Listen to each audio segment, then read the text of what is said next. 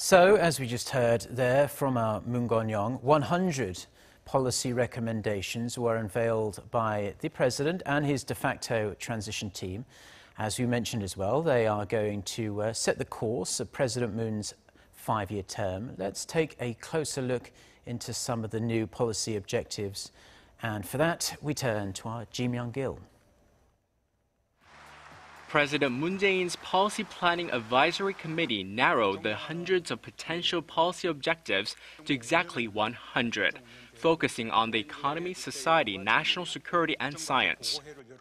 The raft of policy items is divided into 5 themes.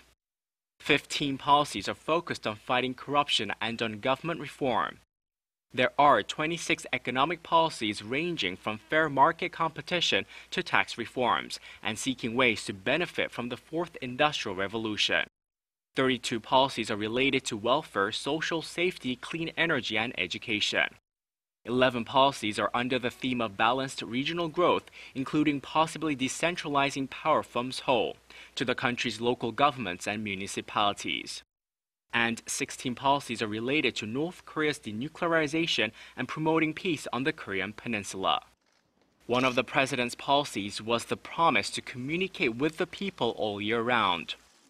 He has promised to move his Oval Office to the government complex building in Gwanghwamun Square and open up a portal website in the latter half of the year to disclose the president's 24-hour schedule. Concerning the economy, President Moon has put forth policies to carry out the government's income-led growth strategy, which is aimed at addressing income disparities, boosting growth by creating jobs, and increasing household revenue. One of the major pillars of this strategy is the creation of up to 810,000 new jobs in the public sector during his 5-year term. He also aims to improve the status of irregular workers.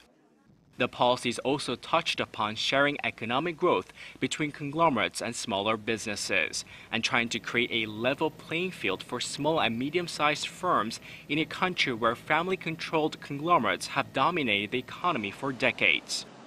Other domestic policies are aimed at addressing the country's low birth rate and seeking balanced regional development, as well as helping Korea's firms cope with increased global industrial competition and keeping the country competitive in the new technology fields of the fourth industrial revolution.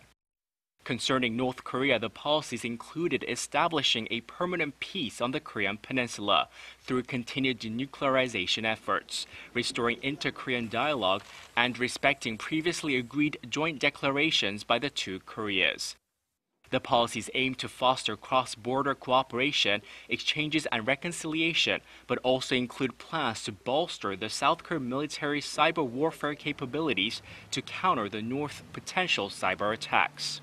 The Blue House will have a separate committee to monitor the successful implementation of the 100 policies throughout President Moon's 5-year term.